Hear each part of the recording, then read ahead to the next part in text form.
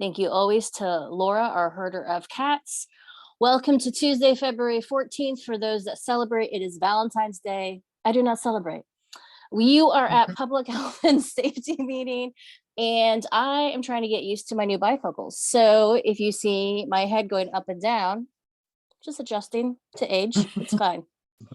So we are calling this meeting. It's gonna be a long day already. My apologies. Call this meeting to order, which we have just done. I see Councilmember Jefferson and Councilmember Agabi, and I am here. So we are all present. Item number 3. Well, I guess first, are there any changes to this agenda? Seeing very little facial expression, I think we're good to go. So I'm going to look to Angela or Peter to make a motion to approve the minutes for Public Health and Safety Committee for October 11, 2022, November 8, 2022, and January 10, 2023, unless you've noted an issue or something you need to talk about. Moved as presented. Thank you, Peter. Angela, I saw your lips moving, but you are muted. So I'm assuming that's a second? That's correct. I second. Perfect. Thank you so much, you two.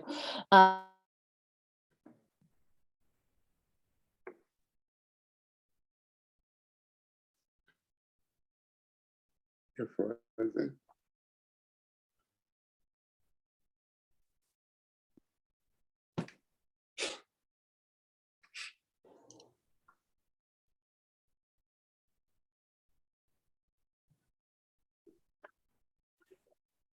Okay, we'll take a momentary pause here while we await the chair's re-arrival.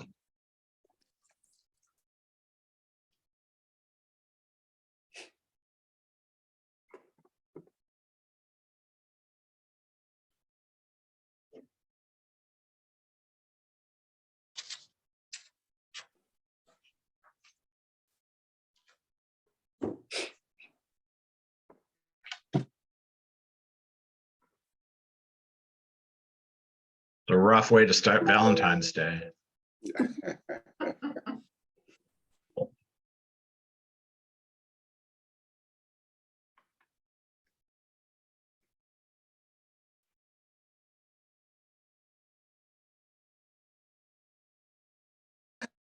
You did say it was going to be a long day, though.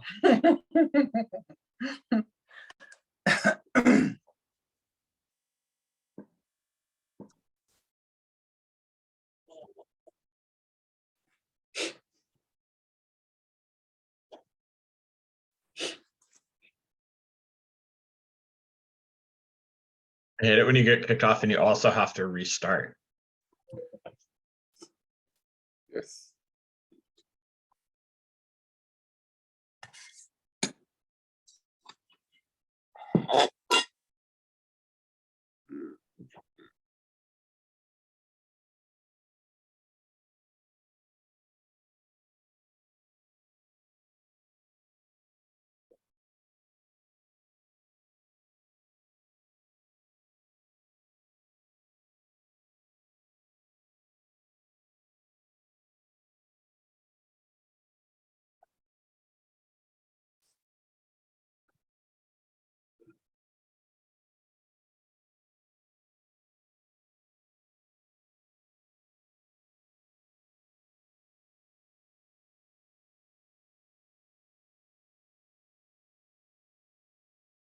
Maybe while we're waiting for Leetta to return, Councilmember Jefferson, would you like to introduce the next item and at least we can get started with it?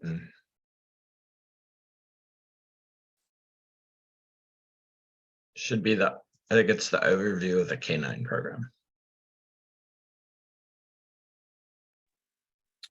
That's correct. Let's continue with item number 4, K9 program update. Chief Wicks. Thank you. Good morning, council members. Originally, when we had scheduled this, we had hoped to be in person and actually do a meet and greet with the Public Health and Safety Committee in person. But instead, what we're going to do is we're going to do that to the full council Tuesday. So the team will be in there. But we wanted to take this opportunity to just give you an overview of the K-9 program in 2022 and just talk a little bit about the transition coming into 2023. And with that, I'm going to turn it over to our supervisor of the K-9 program. That's Lieutenant Ken Driver. Ken. Good morning. I won't take up too much of your time this morning, but I'll give you a quick update on our 2 canine handlers and where they're at, and then the statistics for last year. So I'm gonna share my screen here. I can figure this out.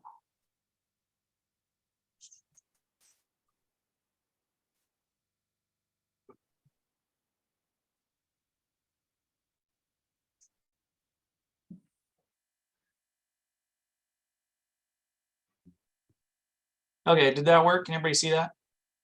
Yes. Okay. So early last year in 2022, we identified that our current canine handler, Officer Mize, was probably going to end up retiring in 2023, and his current canine, James, was coming up on the end of his working life. So we kind of tried to figure out what our transition plan was going to look like with that. And what we did was we started a selection process early last year and identified Officer Grimmett as our new canine handler. And with that, Officer Mize, he thought it'd be a good idea if we started this process early so he could mentor and help train our new canine handler. Officer Mize it's going on, I think, 18 years of service as our canine handler. He's had two dogs during that time. And we thought it was really important and vital to our program that he was around for this end of 2022 and 23 to help mentor and guide Officer Grimmett. You can see on the screen there that Officer Mize and Officer Grimmett are there. Officer Grimmett finished his training. He started his training in December of this last year, or finished it. He completed 400 hours of training. And then finished the certification in 2022 and then started being deployable as a canine in 2023, beginning in January. His dog, Thor, is a 2-year-old Belgian Malinois. I don't know if you guys can see it on the picture there, but it's a pretty small dog, about 60 pounds, but growing. So Officer Grimmett finished his training and he's now deployable.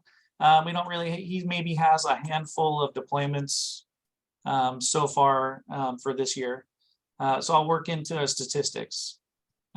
You can see that narcotics, there's been a big change over the years with the pandemic and then the new laws coming into effect. So you can see through 2018 through now, the narcotic deployments are down quite a bit. And that has to do with legislative changes and the new laws that took in effect with canines and specifically for narcotics. The deployments, you can see canine deployments in general that aren't narcotics from 2018 to 22 really haven't changed a lot. They're still getting a lot of work. The only thing that's changed is we've had no canine contacts in the last 2 years. I don't really have a reason for that, but the canine deployments have pretty much been the same. So we track those in a lot of different ways. There's a lot of things that go into that. But really the main change throughout the years has just been the narcotics deployments that have gone down. And right now, Officer Mize is the only certified narcotics canine handler in the region. So most of his work has to do with regional narcotics units that call him out. We really don't get called out too much on a patrol level with that stuff anymore. But that's kind of all I got right now, unless you have some questions specifically related to the canine training. I know Officer Grimmett's going to come at the next council meeting and give a more in-depth presentation on his training and his canine dog. I didn't want to take too much away from that. But if you have questions, I'm here to answer those. Yes, yes, I have a question. Yeah. So you said deployments. Sounds like drugs, runaways. So what are your different types of deployments? That could When be, you yeah, that could be a lot of different things. You mentioned runaways. We don't deploy the dog on runaways or missing person things like that, Mhm. specifically related to tracking for criminal offenses. And with the new, you can see that they've got, the deployments have gone down a little bit. Some of that has to do with the crimes involved and the new legislative changes with use of force. So we're a little bit more strict on when the canine can be deployed. So our canine is a little bit underemployed right now. I would only say for narcotics, tracking for criminal offenses, they stay pretty busy. There really hasn't been a lot of change in that. There's, I think maybe 4 regional canine handlers throughout the different agencies. So it depends on who's working and whatnot, but ours get called out quite frequently. Okay, so it sounds like we're working jointly with the state and with the county. Yeah, depending on where the crime's occurring, they'll usually, when they call out a canine, it's who's on duties first. And then that agency will try to call out their specific canine to come out, and then they just go down a list. So if they're not available, they just go to the next agency. Alright. So, and with that, Officer Grimmett is the primary canine. So when we do have call outs, Officer Grimmett will go out, and Officer Mize will go out as a second handler and help mentor and teach Officer Grimmett, probably about to the end of the year, I'm gonna guess. One last question. So Officer Grimmett is always on call? They're both always on call. Yes. Okay, thank you, great briefing. So Councilmember Jefferson, give you a little bit more on the type of calls as well. So when we talk about tracking in our world, as a general canine handler, he will do building searches. He will do area searches. He'll do evidence searches. He'll do deterrence work. So if we're attempting to contact a wanted violent felon, a lot of times we'll deploy a canine with us ahead of time as a deterrent to use of force. So those really are the types of calls that he handles. Okay, that's what I was looking for. Thanks, Chief.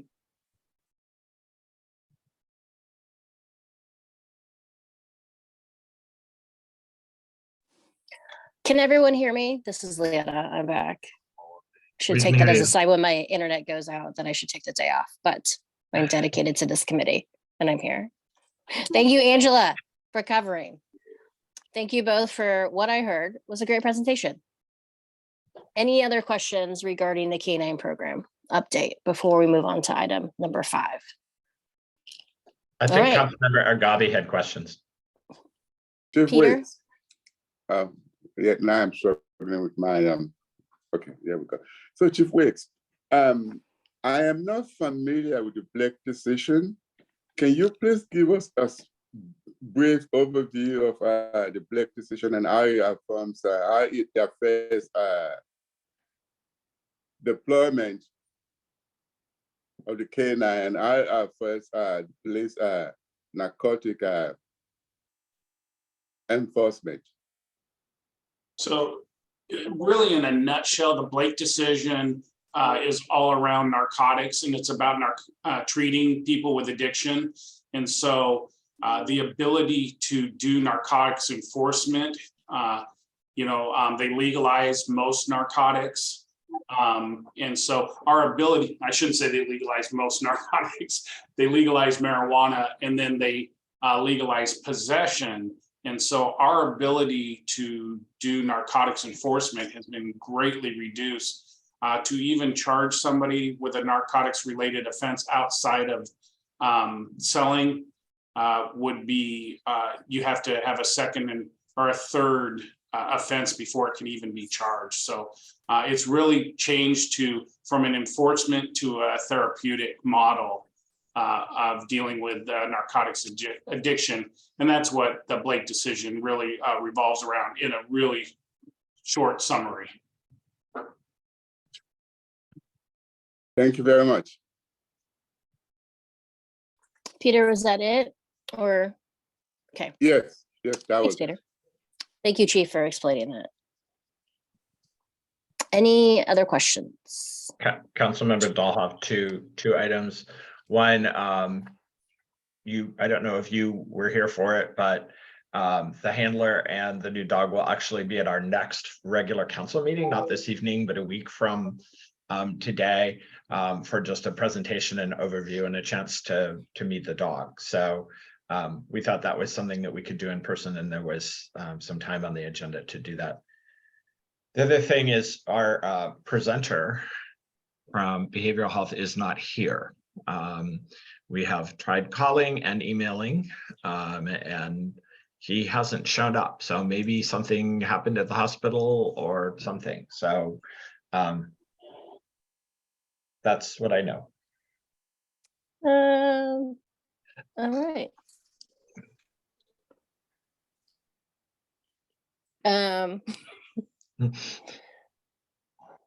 Peter, you're on mute. Were you trying to say something to us? No, it's Still mute. my daughter going to go catch the school bus. Well, thank you for letting us know. Thank you. Well, I guess we could.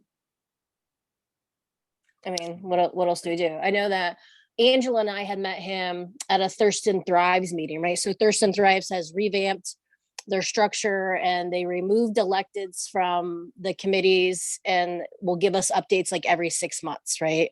So we all met. I think John, you were there too, right? You were there? I think administration managers. Well, I felt your presence, whether you're there. Blur. And so TJ had invited us to go check out the hospital that's in Lacey over in the Woodland Square area. Angela, did you ever get a chance to go do a visit? No. No, well, your schedule's bananas anyway. I went just the other month and toured every floor, and it was really, really interesting regarding the demographics of age, really showcasing youth and trying to highlight programs for youth.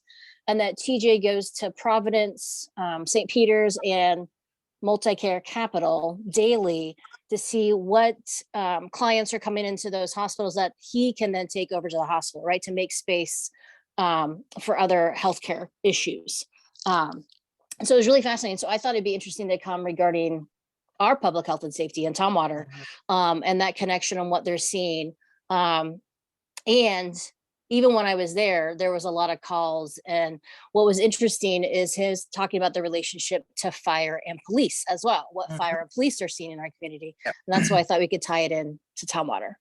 So I guess that's a little teaser because he's not here, but maybe he can come again. I would add, I was at the Thurston County Roundtable meeting and he was there. And the presentation was about challenges in the school system and mental health challenges in the public school system. And he definitely was very interested in engaging with the school districts around how they could be supportive of kids in school. So that's consistent really with what you've been talking about. Yeah. Yeah, I mean, there's a lot, I think, of opportunity, and he has these workbooks, which he gave me 2 of them, that when they have clients in there, right? So this one is like Southside Behavioral Hospital. There's a ton of different workbooks that you go through, and this one is like communication. And I was like, oh, we can all use help with our communication skills, right? That has different activities you can do for learning new habits, new coping skills. It's just fascinating, like the model and how they're working with people, framing like there's nothing wrong with you, but what can we do differently, right? For you to be your best self. There's another one on boundaries, which I don't have any. So I also have this workbook to do. But there's even things like just different ways so that you don't feel like, I just really appreciate his approach of we're all human. We all have challenges, right? And how do we address those and learn new skills, and that you're not othered, right? So I just think it's fascinating work that they're doing. Yeah, and I'm shaking my head, yes, because he's needed in the community, especially freeing up hospital bed space when it comes to that and increased call volume. So he's like intertwined with public health and safety in general. So I'd like to hear from him, Leetta. Yeah, me too. Well, we're one step closer to actually meeting him. So maybe we could circle back around. Life happens, zero judgment, because I already got dropped off this call. So I'm not going to judge him for something that happens. Are there any additional items? We're moving on to item number 6. Anything that's come up that you want to talk about? One of the items that I had is I met with Jason Bean Mortimer. He did a ride along with Tumwater Police recently. He's leading the LEAD program, Law Enforcement Assisted Diversion. I thought maybe he could come to visit us and talk about the numbers of this new program that started like last summer. Is there any interest in that? Yes. I see there Angela is. saying yes. Yep. Peter, yeah. What? And I know that I think Jason is working with, he's been in communication with Chief Wicks and Commander Mason. But I thought that could be beneficial of that connection back to Tumwater and the referrals that police and Tumwater Fire are doing for this LEAD program, right? And they're trying to expand and hiring new caseworkers. But he has a dashboard that they're tracking the data, which is very interesting. And I think on the dashboard since this program has been initiated, there's 247 total referrals. And out of those, 222 people were individually served. And it's pretty outstanding, right? And I know that our population in Tumwater is smaller than Lacey and Olympia in the county, but still significant. And the impact that could have on our community members is pretty positive. Yes, and that came about because of the Blake decision, the LEAD, so that would be beneficial. Right, because Andrew, you serve on Law and Justice, right? Yes, yes. So we are looking at ways, and that certainly is a way. And Peter was asking again about the Blake decision. So this is just one full circle of how are we going to deal with, mental issues without just locking them up and throwing away the key, right? So absolutely, we should bring him on to talk about that. Thanks, Angela. John, anything you want to share? No, I'll reach out to Jason. Commander Mason's out of the office for a couple weeks, but when he gets back, I'll have him reach out to him and see if we can't get him on the schedule. Perfect. Thanks. Anything else from those who are not on video, but just have an inkling to say something? No. Okay. They may have time tonight to speak. Anything else for the good of the order? If not, look at this time. Amazing. I'll take it to go fix my internet. Seeing nothing else, thank you all for joining us. Meeting adjourned 8:23. Bye.